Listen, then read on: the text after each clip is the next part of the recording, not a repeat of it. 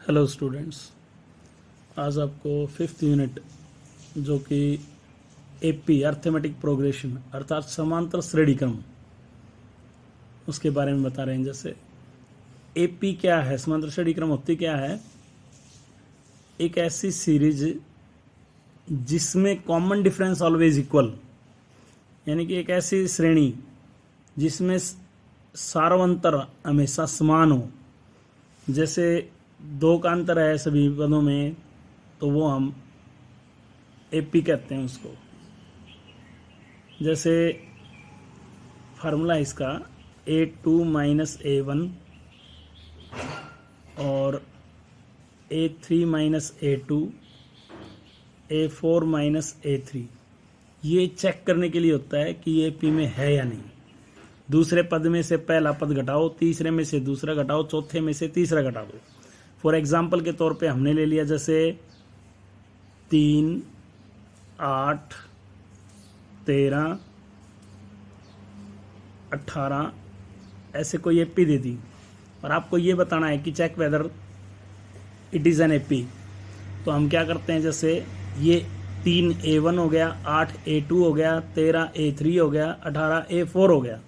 पहला पद A1 होता है, दूसरा पद जो है ऐसे हम क्या करते हैं A2 माइनस A1 और A3 माइनस A2 और A4 माइनस A3, ये आइडेंटिटी लगा के अब A2 यानी कि 8 माइनस 3, 13 माइनस 8, 18 माइनस 13, ये भी 5, ये भी 5, ये भी 5, यानी कि 5 का आ गया।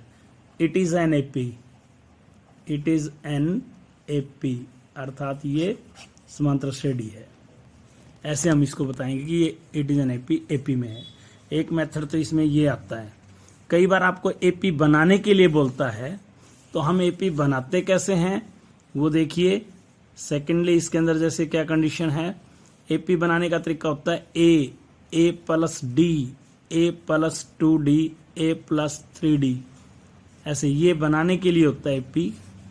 मान लो ए क्या होता है, प्रथम पद। आपको ए का मान 10 दे रखा है, कॉमन डिफरेंस यानी कि सार्वंतर भी आपको 10 दे रखा है। तो हम क्या करते हैं, जैसे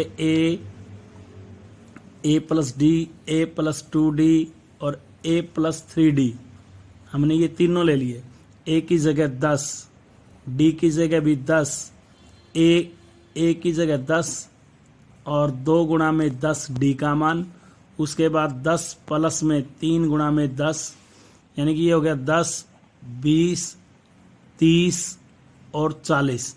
यानी कि पहले गुणा करेंगे इसमें, देखो 10 दूनी 20 और 10 30, 10 तिये 30 और 10 40। ऐसे हम एपी बनाते हैं। ये अगर कोई सीरीज में प्रथम पद और सार्वंतर आपको दे रखा है, यानी कि first term A be the first term and D be the common difference. Hindi में कहते हैं प्रथम पद ए को और डी को कहते हैं सार्वंतर। जैसे 10 का दिया था, हमें ए और डी का मान रख दिया, ये एपी में बनाने के लिए होता है। कुछ क्वेश्चन हमारे स्टेटमेंट में होते हैं, जैसे आपको बताना पड़ जाए कि हम उसको एपी में कैसे बनाएं, या फिर आपसे पूछेगा कि क्या वो एपी में है या नहीं।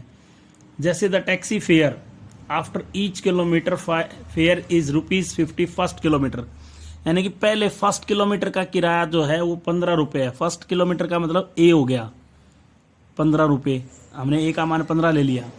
फिर आगे कहता है कि ₹8 ईच एडिशनल किलोमीटर, वो हमने डी मान लिया। 8 किलोमीटर, ₹8 पर किलोमीटर, डी का मान हो गया। जैसे आप प्रथम किलोमीटर के लिए निकालते हो, जैसे A1 हो गया तो ए हो गया, ए का मान 15 हो गया। दूसरे किलोमीटर के लिए निकालते हैं ना, तो ए प्लस में 1D लिखा जाता है। तो यहाँ पर आप ए का मान तो 15 लिखेंगे, डी का मान 8 लिखेंगे, तो ये टोटल हमारा 23 हो जाएगा। ऐसे ही हम तीसरा निकाल लेते हैं। चलिए, तीसरे में ए प्लस में 2D लिखे जाता है। ऐसे ए का मान तो हमारे पास 15 है, 2 गुणा में 8 16, 8 दूनी 16 और 15 31। यानी कि आपने देखा कि पहला पद तो हमारा 15 आ गया, दूसरा पद 23 आ गया, तीसरा पद 31 आ गया। ऐसे हमने एपी छोड़ दी है। अब आप क्या करते हो, 23 में से 15 घटाते हो और 31 में से 23 को घटाओगे तो यहाँ पे आपका मान 8 और ये भी 8 ऐसे आ गया, यानी कि दोनों बराबर आ गए ये। तो आप लिख देंगे इट इज एन एपी। ये फर्स्ट क्वेश्चन है जैसे आपकी बुक का, तो इसमें आप कहेंगे इट इज एन एपी, ऐसे बनाएंगे हम। अब जैसे कि आप ये लेते हैं, एक सिलेंडर का है, ये आपको बताना है कि वैक्यूम पाइप ये कह रहा है कि रिमूव्स 1/4, यानी कि 1/4 हवा निकल जाती है। मान लो हमने स्टार्टेड में एक मान ली, एक वॉल्यूम है उसमें 1/4 हर बार घटती है, तो एक में से 1/4 घटाएंगे तो ये कितना, 4 एकम 4, 4 में से एक में से 1/4 घटाएंगे 3/4 हो गया, तो दूसरी होगी 3/4। फिर 3/4 में से इसी का 1/4 भाग बाहर निकालोगे आप, तो ये एलसीएम हो गया 16, तो 4 × 12 - 3 9/16 हो गया भाई। अगला आ गया 9/16। उसके बाद 9/16 में से हम 1/4 फिर घटा देंगे, तो आप एलसीएम लेंगे जी 64, तो 9 × 4 = 36 - 9 27/16 ना 64 आ जाएगा।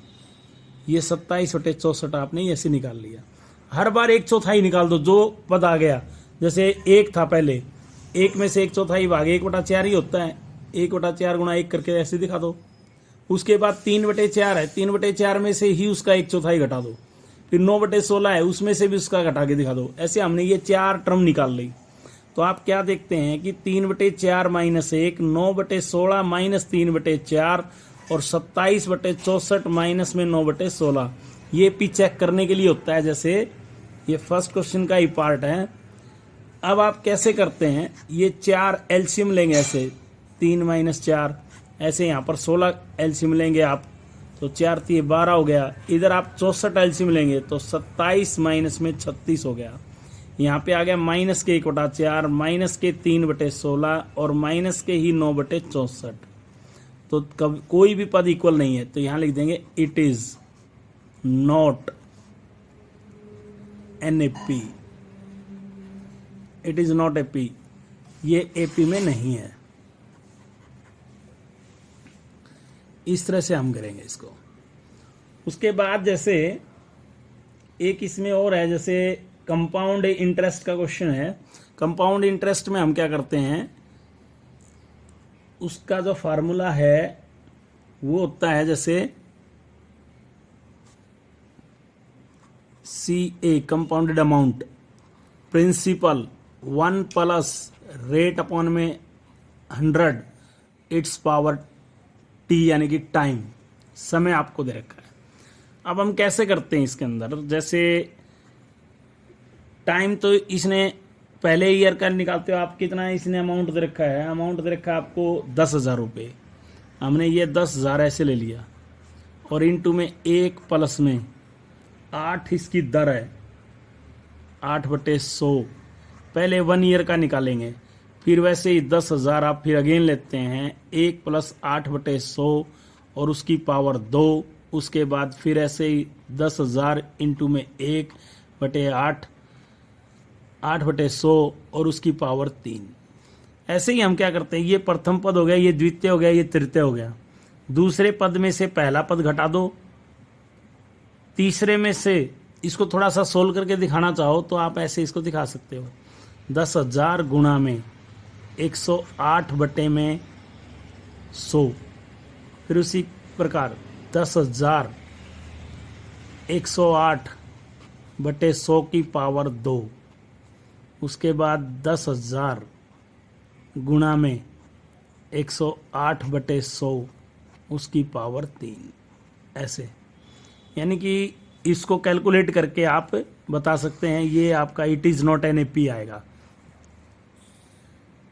दूसरा जैसे मैंने आपको अभी बताया है, ये क्वेश्चन जो आपने एपी बनाई थी 10 वाला, ये रहा, ये हमारा दूसरा ही है। उसके बाद जैसे थर्ड क्वेश्चन में देखिए, थर्ड क्वेश्चन में आपको क्या कहता है कि आपको एक एपी दे दी 3 1 -1 और -3 ऐसे डैश डैश करके, और उसमें आपसे इसने पूछा है कि फर्स्ट टर्म और कॉमन डिफरेंस बताइए। जो पहला पद होता है ना, पहला पद 3 जैसे ये है, ये फर्स्ट टर्म यानी कि प्रथम पद है। डी क्या निकालते हैं, डी कैसे निकाला जाता है, द्वितीय पद में से प्रथम पद को घटा दीजिए, वो आ जाएगा। इस तरह से हम ये निकालते हैं। ये सभी में ऐसे ही निकालना। आपने पहले प्रथम पद पूछा है तो ए का मान जो पहला पद है वो ए का मान होता है। और डी कैसे निकाला जाता है, दूसरे पद में से पहला पद घटा दें, ये डी यानी कि कॉमन डिफरेंस, सार्वंतर, जिसको हिंदी में कहते हैं हम सार्वंतर। अगली बार अगले क्वेश्चन में जैसे इसने लिखा है कि आपको ये बताना है कि क्या ये एपी में है या नहीं। इसमें देखिए आप जैसे लेते हैं 2, 4, 8, 16 ऐसे डैश डैश दे दिया तो 4 - 2, 8 - 4, 16 - 8, आपने इनको सबको लिख दिया ऐसे।